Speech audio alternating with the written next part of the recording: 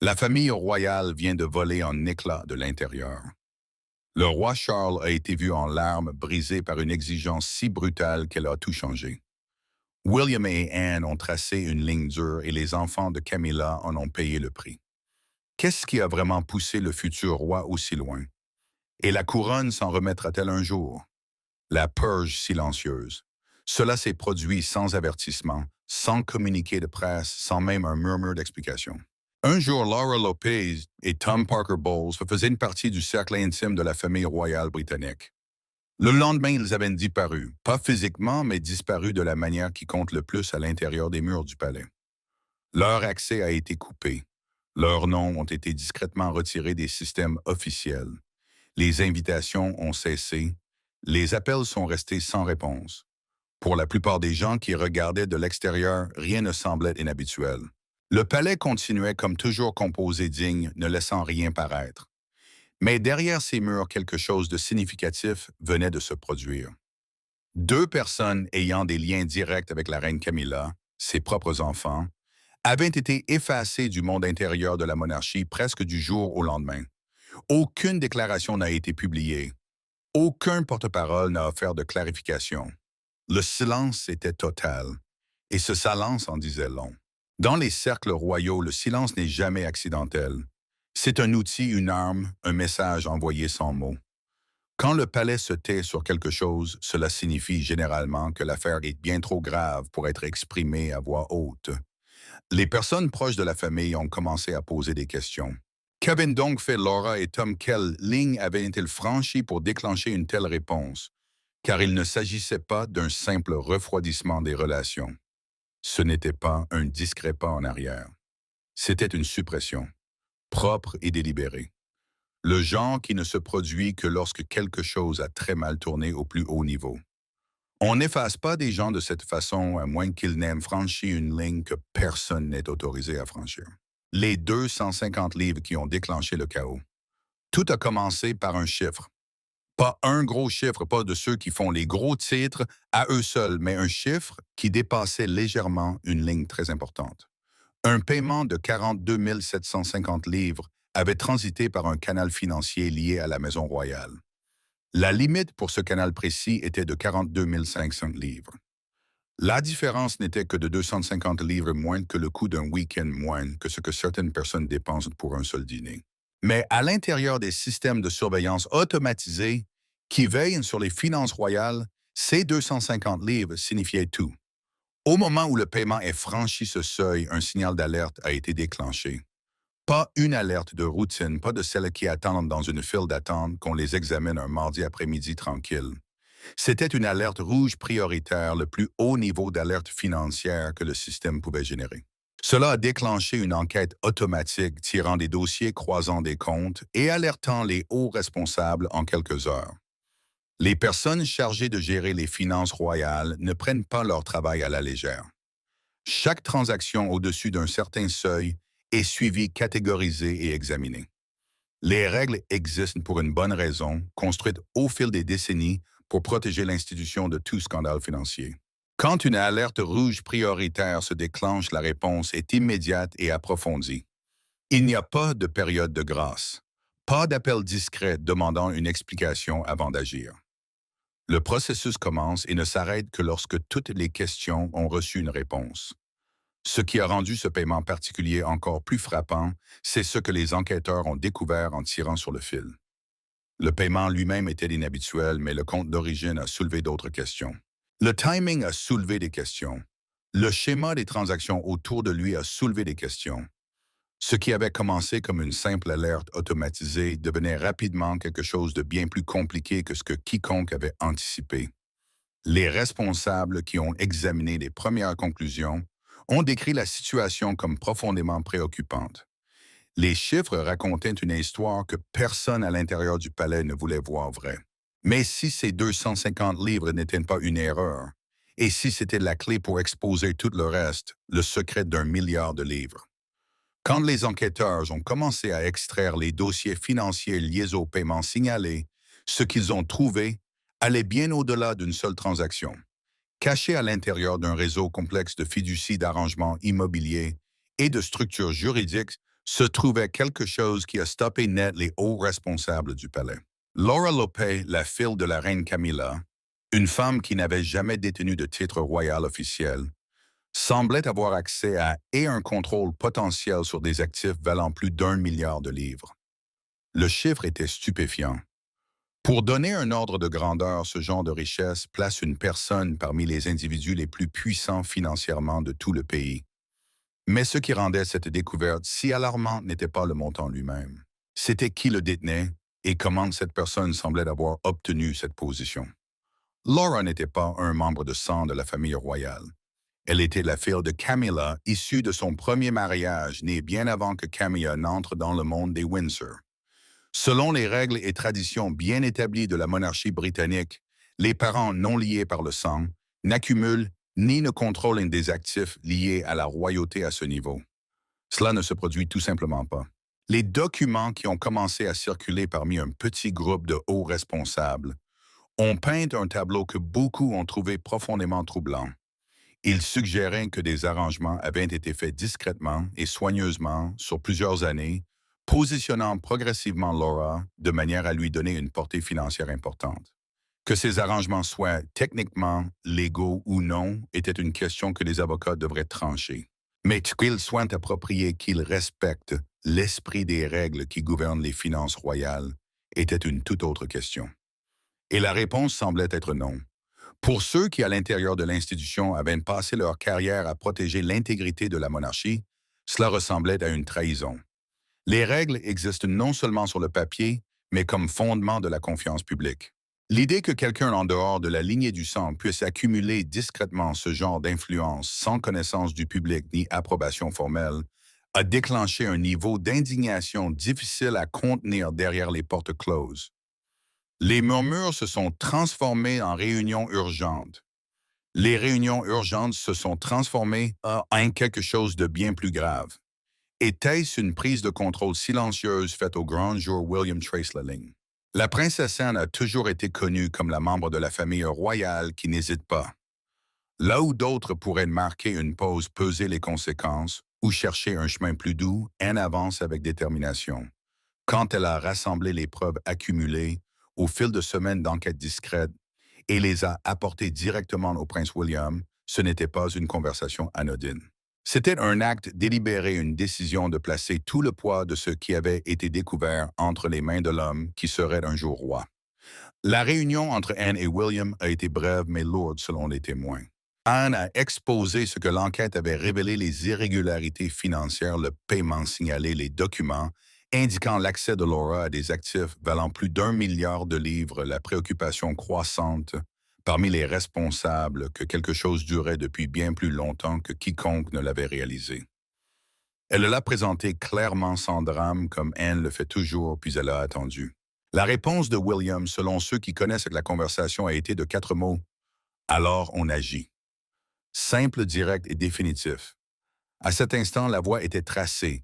Il n'y aurait pas de résolution discrète, pas de conversation privée autour d'un dîner pour lisser l'affaire et l'oublier. William avait pris une décision et elle n'était pas petite. Il choisissait l'institution plutôt que les individus qui y étaient liés, même lorsque ces individus faisaient partie de sa propre famille élargie par le mariage de son père avec Camilla. Le changement interne qui a suivi a été immédiat. Les responsables qui attendaient des directives en avaient désormais. Les départements qui retenaient leur souffle en attendant une décision supérieure ont été invités à avancer. L'enquête est passée d'une revue interne discrète à quelque chose doté d'une véritable autorité et des ressources ont été allouées. Des conseillers juridiques seniors ont été impliqués. Le cercle des personnes connaissant l'ensemble du tableau s'est élargi de manière contrôlée et délibérée. William n'agissait pas par cruauté, il agissait par responsabilité. Mais cette distinction importerait très peu à ceux qui allaient en subir les conséquences. Et à cet instant, le futur roi a choisi le devoir plutôt que la famille. L'ultimatum de 48 heures. Une fois que William a donné l'ordre d'agir, le rythme de tout a changé. Ce qui avait été une enquête prudente et méthodique opérant discrètement en arrière-plan de la vie du palais s'est soudain accéléré en quelque chose d'urgent et d'impitoyable. L'approche mesurée qui avait caractérisé les premières semaines de l'enquête avait disparu. À sa place est venu quelque chose de plus dur, plus rapide et bien moins patient. Un ultimatum formel a été délivré à ceux qui étaient au centre de l'enquête 48 heures. C'était le délai accordé pour fournir la documentation, les explications et les preuves que chaque arrangement financier examiné avait une base légitime et entièrement transparente. Le délai n'était pas une suggestion. Il était accompagné de conséquences clairement écrites dans l'avis formel délivré par les voies légales. Si une preuve satisfaisante de légitimité n'était pas fournie dans ce délai, les étapes suivantes commenceraient automatiquement. L'accès à certains comptes serait suspendu, des procédures judiciaires seraient engagées et l'affaire qui était jusqu'alors restée entièrement à l'intérieur des murs du palais serait transmise aux autorités extérieures. Le langage utilisé dans l'avis formel ne laissait aucune place à la négociation. Il était précis, froid et définitif. À l'intérieur des systèmes royaux, un compte à rebours avait commencé non pas de manière métaphorique, mais très concrète. Des alertes automatisées avaient été placées sur les comptes liés à l'enquête. La surveillance a été intensifiée sur tous les canaux concernés. Chaque transaction, chaque tentative de connexion, chaque mouvement de fonds au sein des structures concernées était enregistré et examiné en temps réel. Pour Laura et Tom, la pression était immense. 48 heures! Ce n'est pas long pour rassembler des documents, consulter des avocats, organiser des dossiers financiers couvrant des années et construire une réponse qui satisferait des enquêteurs opérant au plus haut niveau de l'administration royale. La complexité des arrangements examinés rendait la tâche encore plus difficile. Il ne s'agissait pas de simples relevés bancaires qu'on pouvait imprimer et remettre. C'était des structures financières en couche impliquant des fiducies des domaines et des arrangements construits sur de nombreuses années, chacun nécessitant une explication minutieuse et des documents justificatifs. Les personnes proches de la situation y ont décrit l'atmosphère comme suffocante. On avait le sentiment que, quelle que soit la réponse fournie, elle serait examinée au microscope. Que rien de moins qu'une transparence complète et parfaite ne serait acceptée et que même cela pourrait ne pas suffire à arrêter ce qui avait déjà été mis en mouvement. La décision avait été prise au plus haut niveau. Le processus était en marche et les processus de ce genre, une fois lancés, ont une énorme inertie. Ceux qui entouraient Laura et Tom ont exhorté au calme, à la patience, à la confiance dans la procédure légale. Mais le calme est difficile à maintenir quand l'horloge tourne et que chaque heure approche les conséquences. L'horloge tournait et les personnes au centre de l'affaire étaient à court de temps, à court d'options et à court de la protection silencieuse que la proximité royale leur avait peut-être autrefois offerte sans que personne ne le dise jamais à voix haute. Que se passe-t-il quand l'horloge atteint zéro et qu'il n'y a plus d'issue, une famille au bord du gouffre? La reine Camilla avait passé des années à construire soigneusement sa place au sein de la famille royale britannique. Cela n'avait pas été facile. Le public n'avait pas toujours été tendre, et le chemin de figure controversée à reine consort acceptée avait été long et difficile. Elle avait travaillé dur pour être perçue comme stable digne et digne de la position qu'elle occupait. Mais quand l'enquête s'est rapprochée de ses propres enfants, les personnes qu'elle avait élevées et aimées bien avant que cette vie royale n'existe, quelque chose en elle s'est brisé. Camilla est ripostée violemment. Ceux qui lui sont proches ont décrit sa réaction comme une féroce protection maternelle du genre qui ne calcule pas les conséquences avant de parler. Elle aurait qualifié l'enquête de chasse aux sorcières un effort coordonné pour humilier sa famille en appliquant des règles de manière sélective et injuste.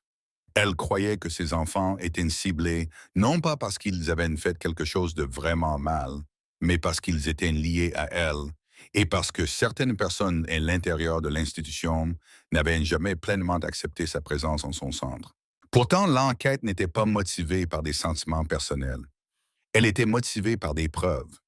Et les preuves ne se souciaient ni des sentiments de Camilla, ni de son histoire, ni de la difficulté qu'elle avait eue à gagner sa place. Les hauts responsables qui géraient le processus veillaient soigneusement à écarter l'émotion de leur communication. Le processus suivrait les règles. Les règles détermineraient le résultat. Le roi Charles s'est retrouvé dans une position qu'aucun mari, aucun père et aucun roi ne voudrait jamais occuper. D'un côté se tenait sa femme en réelle détresse, lui demandant d'intervenir, d'utiliser son autorité pour protéger ses enfants de ce qu'elle voyait comme un processus injuste. De l'autre côté se tenait l'institution qu'il avait attendu toute sa vie de diriger. Une institution bâtie sur le principe que personne, pas même ceux qui sont les plus proches du trône, n'est au-dessus de la responsabilité. Charles a très peu parlé publiquement, mais les personnes autour de lui observaient attentivement. Et ce qu'elle voyait était un homme qui comprenait mieux que quiconque peut-être le poids de ce qui lui était demandé. Le roi protégera-t-il sa famille ou les sacrifiera-t-il pour sauver la couronne? La guillotine tombe. Jusqu'à ce point, l'enquête avait avancé au rythme mesuré d'une institution qui se vante de sa discrétion. Les décisions étaient prises avec soin. Les communications étaient contrôlées et ceux qui étaient au centre de l'enquête avaient reçu un espace aussi étroit, soit-il pour répondre. Cela a changé dans ce chapitre.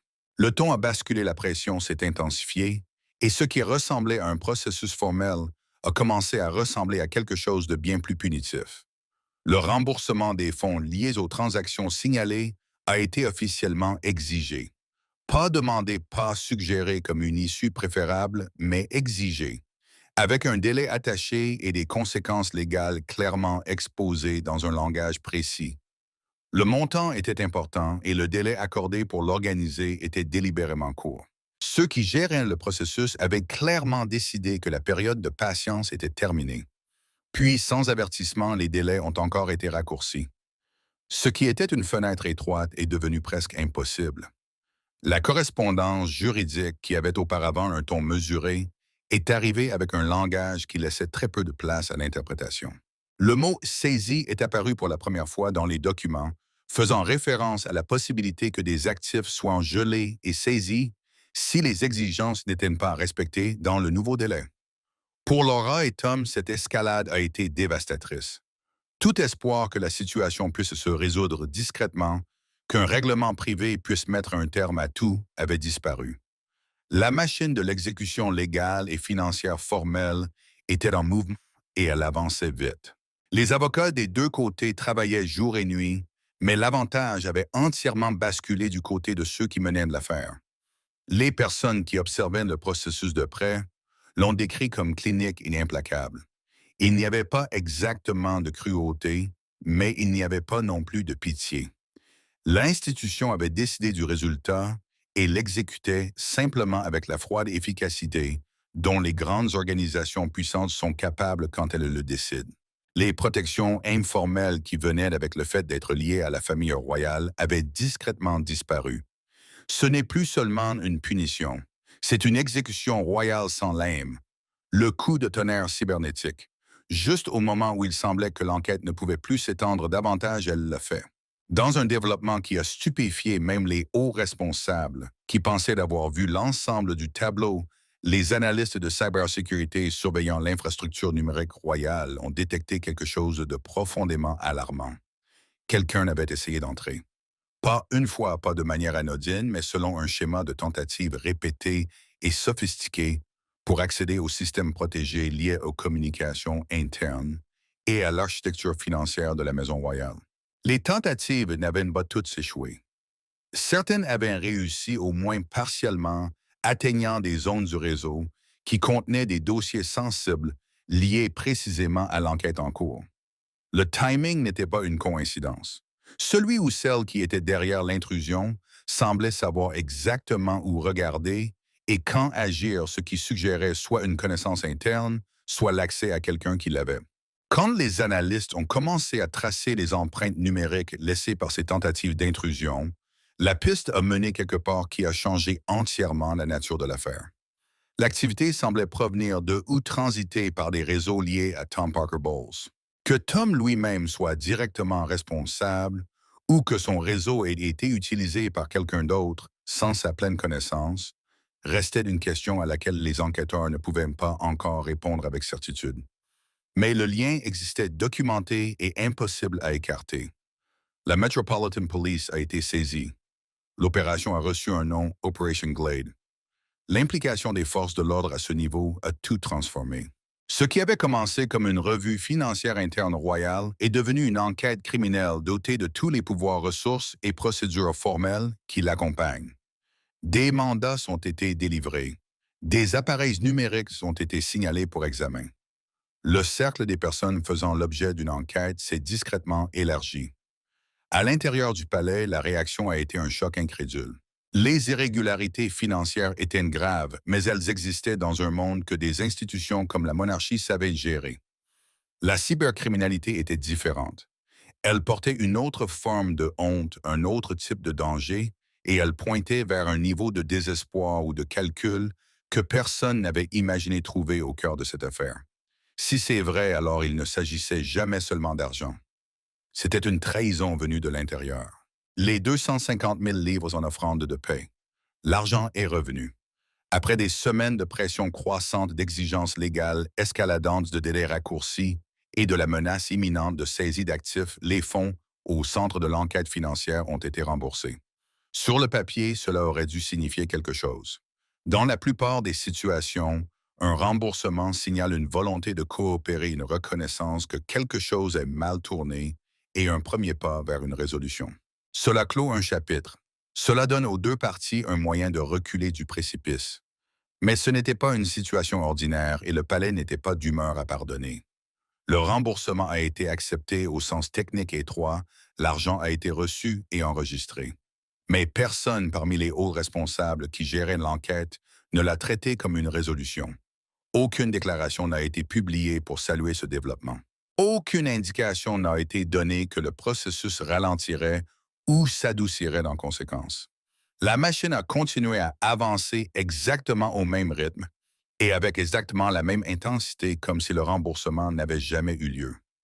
Ce qui rendait cela particulièrement frappant, c'était l'absence de toute excuse.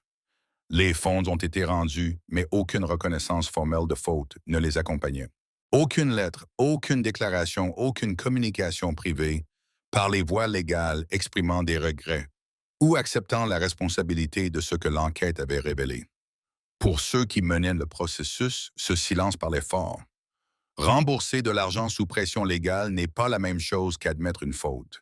Et cette distinction importait énormément à ceux qui avaient passé des semaines à construire ce dossier.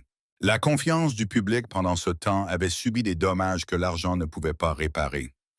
Des détails de l'enquête avaient commencé à sortir du cercle étroit des responsables du palais et des conseillers juridiques. Des journalistes posaient des questions. Des personnes ayant connaissance de la situation parlaient prudemment et indirectement, mais elles parlaient quand même. Les contours de l'histoire devenaient visibles pour le monde extérieur, et la version qui parvenait au public n'était flatteuse pour personne. Pour Laura et Tom, le remboursement avait représenté un effort énorme, tant financier qu'émotionnel. Ils avaient cru, ou du moins espéré, que régler la dette allégerait la pression. Au lieu de cela, la pression a augmenté. De nouvelles exigences ont suivi.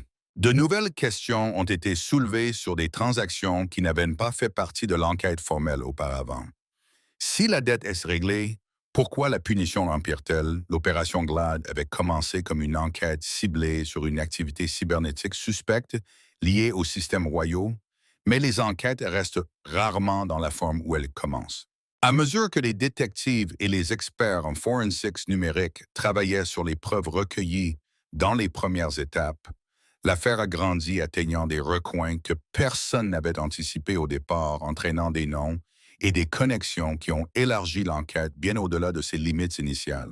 Le développement qui a tout changé à cette phase a été l'identification d'un consultant en technologie de l'information engagé dont le travail était lié directement ou indirectement à l'activité réseau signalée pendant l'enquête sur la cyberintrusion. Cette personne n'était pas membre de la famille royale, n'était pas un nom connu, n'était pas quelqu'un que le public reconnaîtrait, mais la piste numérique reliant ce consultant aux tentatives d'intrusion était détaillée et les enquêteurs l'ont jugée suffisamment importante pour la poursuivre formellement. Ce qui rendait cette découverte particulièrement troublante, c'était ce qu'elle impliquait. Si un consultant extérieur avait été impliqué, cela signifiait que la violation n'était pas simplement un acte irréfléchi commis dans un moment de panique ou de mauvais jugement. Cela suggérait une planification. Cela suggérait qu'une décision délibérée avait été prise de faire appel à une expertise technique extérieure, ce qui pointait vers un niveau de préméditation que les enquêteurs n'avaient pas encore confirmé. La différence entre une erreur et une opération planifiée est énorme tant sur le plan légal que moral, et les preuves commençaient à pointer fermement dans une direction. Des procédures judiciaires ont été engagées, des documents ont été déposés. L'affaire qui avançait simultanément par les canaux internes du palais et l'enquête policière est entrée dans le système judiciaire formel où les règles de preuve et de procédure régulières gouverneraient tout ce qui suivrait. Les avocats des multiples parties ont commencé à se préparer à des procédures qui pourraient durer des mois ou plus. Ce qui a rendu la situation encore plus complexe, c'est la dimension internationale qui est apparue à mesure que les enquêteurs poursuivaient leur travail. Les dossiers financiers, les communications numériques et les historiques de transactions s'étendaient sur plus d'un pays, ce qui signifiait que pour obtenir l'image complète, il fallait une coopération entre des systèmes juridiques et des autorités opérant sous des lois et juridictions différentes. Ce genre de coordination transfrontalière prend du temps, des ressources et une gestion minutieuse. L'affaire n'était plus un scandale royal contenu.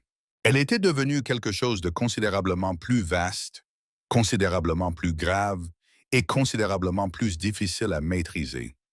Et maintenant, la question n'est plus de savoir si, mais qui d'autre est impliqué. Qui d'autre est impliqué. Qui d'autre est impliqué.